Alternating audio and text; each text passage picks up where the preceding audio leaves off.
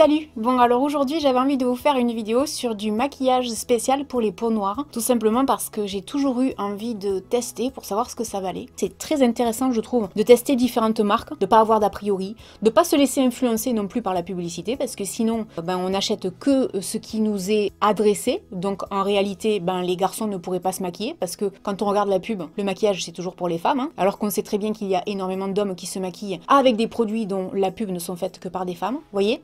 Donc c'est pas qu'une question de couleur de peau, à mon avis c'est juste le fait d'être curieux et de se demander, tiens, qu'est-ce qu'on peut trouver chez des marques qui ne sont pas forcément faites pour nous et qui peuvent nous convenir. J'ai passé une commande il y a quelques temps de ça, je dirais, sur le site de beauté privée, donc vous l'aurez compris, cette vidéo est sponsorisée par ma carte bleue, je n'ai absolument rien reçu. En réalité j'ai testé ce maquillage au fur et à mesure des mois. Vous allez voir que contrairement à d'habitude, j'ai quelques flops, mais ça reste relativement faible par rapport à mes habitudes. Et je me suis posé la question la dernière fois, pourquoi? En fait, ce maquillage, qui est la marque Black Up, qui s'adresse vraiment aux peaux métisses et noires, ne s'adresserait donc pas normalement à moi. De ce fait, cette gamme de maquillage, comme elle ne s'adresse pas directement à moi, je n'ai pas d'exigence si vous voulez. Il est bien évident, et tout le monde le sait, que souvent on met plus en avant les peaux claires que les peaux mates à noir. On est d'accord. Alors c'est vrai qu'il y a des marques qui font des efforts, comme par exemple Fenty Beauty évidemment, comme L'Oréal et tout un tas d'autres, mais, et je l'ai déjà dit d'ailleurs dans mon avant-dernier fuyé ou acheté sur la marque Bis, je faisais le reproche qu'en fait les fonds de teint ou les bébés crèmes ne s'adressaient qu'aux gens avec ma carnation. C'est-à-dire que les gens qui avaient la peau métisse à noir, c'était même pas la peine, vous étiez carrément oubliés. Donc j'ai testé les produits sans me dire alors toi je t'attends au tournant parce que si t'as pas ça, je vais te sauter à la gorge. Et ben ouais, c'est vrai, j'adore cette marque. Pour les gens qui se posent la question, la marque ne teste pas sur les animaux, c'est indiqué sur leur site. Tous les fonds de teint sont véganes et j'ai remarqué qu'il y avait certaines nouveautés qui étaient également véganes. Alors je n'ai pas acheté de mascara parce que je n'en ai pas trouvé, je n'ai pas acheté d'highlighter non plus parce qu'il n'y en avait pas, mais vous allez voir que dans une palette, il y a un fard, on peut s'en servir d'highlighter. J'arrive plus à parler. Alors, j'ai pris un fond de teint. Mais alors, attention, que les choses soient claires, pour moi, il n'était pas du tout envisageable de partir sur un blackface ou ce genre de choses. Mais je vais vous expliquer pourquoi j'ai voulu tester un fond de teint. J'ai pris donc un fond de teint avec un fini mat qui se transforme en poudre. Bon, le fond de teint que j'ai acheté, il est un peu défectueux parce qu'il m'a lâché dans les doigts. Donc, ça vous donne à peu près une idée de la quantité de fond de teint qu'on pourrait trouver. Vous avez un miroir et ensuite, en dessous, vous avez une éponge. Le fond de teint, j'ai pris la teinte 02 et il coûte 39 €. Alors, la teinte 02, vous voyez, c'est celle-là pour moi. Pourquoi je l'ai choisie? Tout simplement, et je pense que vous le voyez, ou pas, je ne sais pas, mais la couleur de ce fond de teint correspond exactement à la couleur dorée un peu orangée de mes taches de rousseur. Ce qui fait que comme généralement, je suis plus adepte des bébés crèmes, CC crème. Et ça, je me dis que pour moi, c'est génial parce que ça peut me permettre tout simplement de faire des petites retouches comme ça sur le visage, là où j'ai des imperfections. Comme le fond de teint est de la même couleur que mes taches de rousseur, eh bien, j'arrive comme ça à duper mon monde. C'est facile à travailler, ça s'estompe rapidement, ça fait pas de démarcation sur mon visage et ça tient toute la journée parce que je viens poudrer le tout. Maintenant, on est d'accord, si j'utilisais ça sur mon visage, non, ça n'irait pas. C'est comme si je prenais un fond de teint qui était trop foncé pour moi, on est bien d'accord. Mais ça peut fonctionner, donc sachez que s'il y en a parmi vous qui sont comme moi avec des taches de rousseur, eh ben c'est plutôt pas mal. Alors ensuite j'ai utilisé le duo anti-cerne et correcteur. Ça, honnêtement, je crois que c'est mon produit chouchou chez eux. Il coûte 25 €, j'ai pris la teinte 02, je l'utilise depuis un moment. Et j'ai d'ailleurs remarqué que personne ne me faisait de remarques particulières sur mon anti-cerne, donc c'est que ça fonctionne. Celui-là, je l'utilise donc ici, au niveau, en fait, si vous voulez, des poches, parce que j'ai toujours des poches ici. C'est la démarcation un peu foncée, moi, qui me pose problème. C'est pas vraiment les cernes, en fait, ce sont surtout mes poches. Je viens de travailler l'anti-cerne là-dessous, je tapote légèrement et pour moi ça suffit amplement. Surtout à mon âge parce que si je commence à mettre de l'anti-cerne un peu partout, en général ça file dans les plis, ça file dans les rides, dans les ridules et j'ai souvent un contour des yeux qui est beaucoup plus marqué. Donc je préfère y aller mollo en fait et avoir quelque chose de beaucoup plus naturel. Du coup l'autre embout qui est orangé, je m'en sers dans le coin interne de l'œil ici parce que on voit beaucoup mes veines bleues et ça remplace à l'heure actuelle mon correcteur orange de chez ELF. Et je préfère en fait celui-là parce que la teinte est beaucoup moins orangé que mon correcteur orange de chez ELF, vous le voyez, et je trouve que ça fait beaucoup plus naturel. Donc de ce fait, ça pour moi c'est excellent, c'est facile à travailler, ça s'estompe rapidement, ça fait pas de démarcation sur mon visage et ça tient toute la journée. C'est une totale réussite cet anti-cerne. Je vais vous dire un truc, ça pour moi c'est devenu un indispensable dans mon maquillage et c'est quelque chose que je rachèterai. C'est déroutant quand on sait que c'est fait pour les peaux métisses à noir.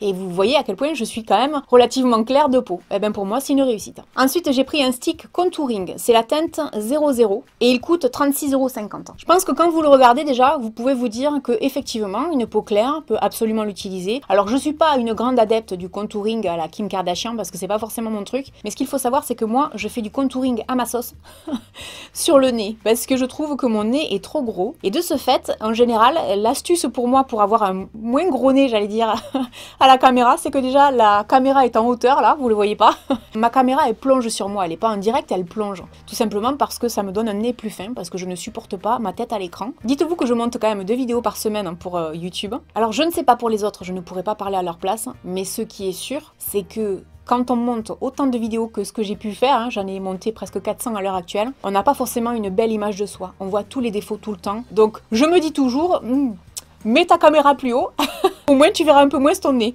Donc quand on regarde ce stick contouring, effectivement une peau claire pourrait tout à fait l'utiliser. Ça correspond, si vous voulez, à des palettes que je possède, probablement vous aussi, de contouring. Et au moment où j'en cherche une, j'en ai pas. Par exemple, je prends celle de chez NYX. Alors ça c'est un peu comme le fond de teint pour moi, c'est-à-dire que ça me va très bien parce que la couleur correspond en fait, si vous voulez, à mes taches de rousseur. Donc là aussi, en fait, ce kit contouring convient parfaitement. J'ai même testé ici un peu le contouring comme font les autres, etc. Par contre, le tort que j'ai eu l'une des premières fois où je l'ai utilisé, c'est que j'y suis allée allègrement et j'ai oublié que bon, c'était pas forcément la couleur la plus adaptée pour ma peau ici où j'ai moins de taches de rousseur parce qu'ici c'est concentré en taches de rousseur et pas là. Et je me suis dit, oula, va falloir lever un peu le pied. C'est pigmenté, ça se travaille facilement. J'aime beaucoup tout ce qui est stick contouring comme ça, crémeux plutôt qu'en poudre. Ça après c'est un choix perso. Ensuite j'ai testé une base à paupières mat. C'est le seul produit où j'ai vu écrit d'ailleurs convient à toutes les carnations. Il coûte 21 €. Je crois que c'est l'un des produits que j'ai le moins aimé. Pourquoi? Ben tout simplement parce qu'en fait, il est transparent. C'est-à-dire qu'il y a des gens qui vont aimer, là quand il sort il est blanc, mais après quand vous l'étalez, en fait, ben il est transparent. Et moi, quand j'utilise une base à paupières, et c'est vraiment un critère personnel, donc peut-être que mon critère n'est pas le vôtre, j'aime justement que ça camoufle les imperfections que j'ai sur les paupières, notamment les petits vaisseaux qu'on peut voir, et mes taches de rousseur. Alors j'adore les taches de rousseur, mais je trouve que quand on se maquille dessus, souvent, ça fait peut-être des fois un peu tache au milieu du maquillage. Je sais pas si vous comprenez ce que je veux dire. Et ça, pour moi, malheureusement, ce n'est pas suffisant. Donc pour le coup, ben ça, j'ai moins aimé. Hormis ça, sinon le produit, je le trouvais bien, je lui fais pas de reproches particuliers, hein, il s'applique facilement. Il aide à faire tenir les fards plus longtemps. Ce n'est pas un mauvais produit, mais je vous ai expliqué un peu mes critères, hein, donc pour moi, c'est pas un produit que j'irai racheter. Ensuite, j'ai pris un blush. Alors sachez que les blushs coûtent en moyenne 25 € et que vous avez le choix entre des finis mat ou irisés. Moi, je préfère toujours les finis irisés. J'ai pris la couleur 04. Comment vous dire que la couleur, elle est canonissime, ça se travaille facilement. C'est exactement le genre de produit que je surkiffe. Et alors même ça, en fard à paupières, c'est magnifique quoi. Je suis hyper fan. Alors là, le blush, les gars, un grand oui. C'est marrant parce que quand je le regarde, j'ai l'impression de voir un vieux fard de chez Kiko que j'avais acheté il y a des années en arrière et c'était exactement la même couleur quoi. Sauf que c'était un fard à paupières, c'était pas un blush. En ce qui concerne l'highlighter que je n'ai pas acheté, je vous disais que j'avais acheté des palettes et dans le lot, il y a ce fard là qui, pour ma carnation en tout cas, conviendrait parfaitement un highlighter. Je pense que là, vous avez compris. Je vais pas en rajouter parce que j'en ai mis beaucoup. Et je sais que pour vous, à l'écran, ça se voit pas forcément. Cette couleur, elle est canon. Alors, j'ai acheté 2 palettes. J'ai acheté la palette 1 et j'ai acheté la palette 3. Je suis maquillée en partie avec celle-là aujourd'hui. Alors c'est pas donné, parce qu'en moyenne ça coûte 40 € la palette. Moi j'ai pris des palettes avec du vert, parce que généralement le vert c'est pas forcément les couleurs que je mets. Là il y a du kaki, là il y a 2 verts qui sont superbes. Les packaging sont bien, sont de qualité, il y a un miroir à l'intérieur. Ça se transporte facilement, parce que ça prend pas énormément de place. J'aime les fards parce qu'ils sont pigmentés, parce qu'ils se travaillent facilement, que ça fait très peu de chute. Le rendu est super joli. Bon en ce qui concerne la tenue des fards, ça fait quand même maintenant plusieurs heures que je suis maquillée. On est en fin de journée, début de soirée. Je suis maquillée depuis ce matin 9 h à peu près.